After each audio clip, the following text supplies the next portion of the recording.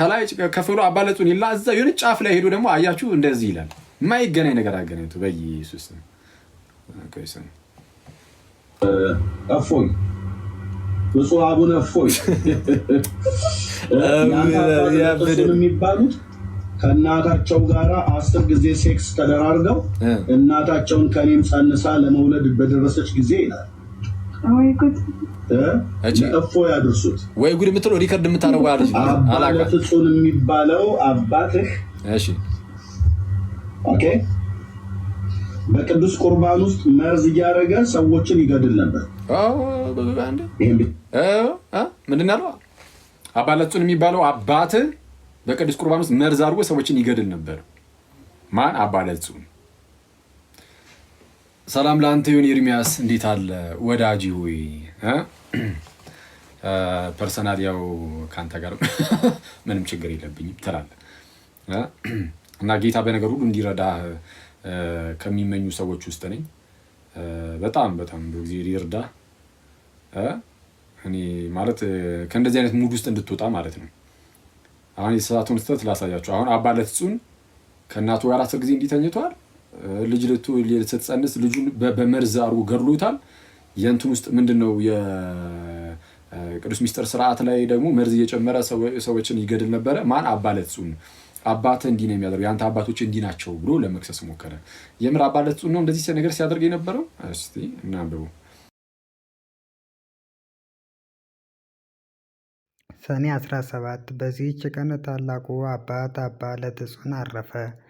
ይህም አባት ከብህንሳ ሀገር ነበር። ጎልማሳ በነበረ ጊዜም ነፍሱን ሊያድናት የሚሻ ይጣላት፣ ነፍሱን ስለ እኔ የጣላትም ያገኛታል፣ ለዘላለም ሕይወትም ይጠብቃታል የሚለውን በቅዱስ ወንጌል ውስጥ የተጻፈውን የሕያው ንጉሥን ቃል ሰማ። ወዲያውኑ ልቡ ስለ እግዚአብሔር ፍቅርና ስለ ዘላለማዊ ተድላ እንደ እሳት ነደደ። ቅዱስ ቁርባንንም ተቀብሎ እሷት ወደሚባል ገዳም ሄደ። በጾም በጸሎትና በስግደት ታላቅ ተጋድሎን ያለማቋረጥ ይጋደል ጀመር። 7 ቀንም ይጾም ነበር።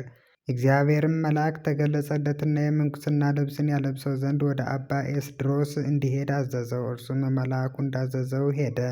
አባ ኤስድሮስም በልብሱና በአስኬማው ላይ 40 ቀኖች ጸለየ። ከዚያም በኋላ ልብሱንና አስኬማውን አለበሰው፣ በገድን መጠመድን ጨመረ።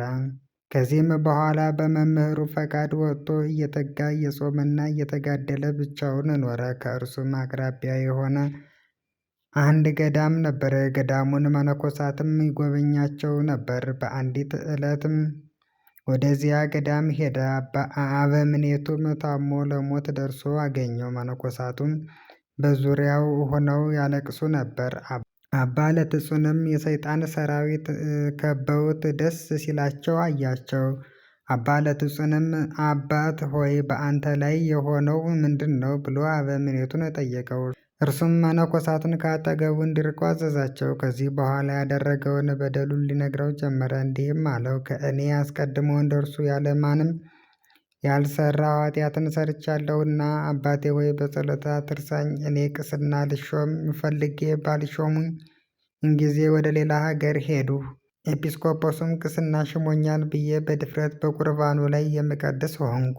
ለጠላሁትም በቁርባኑ መስዋዕት ውስጥ መርዝ አድርጌ እሰጣለሁ፣ እርሱም ይሞታል። ከእናቴም ጋር 10 ጊዜ ተኝቻለሁ። ከእኔም ጸንሳ ለመውለድ በደረሰች ጊዜ ስራይ አጠጥቼ ሕፃኑን በሆዷ ውስጥ ገደልሁት። ኃጢአቴ ብዙ ነው፣ ተነግሮ አያልቅም።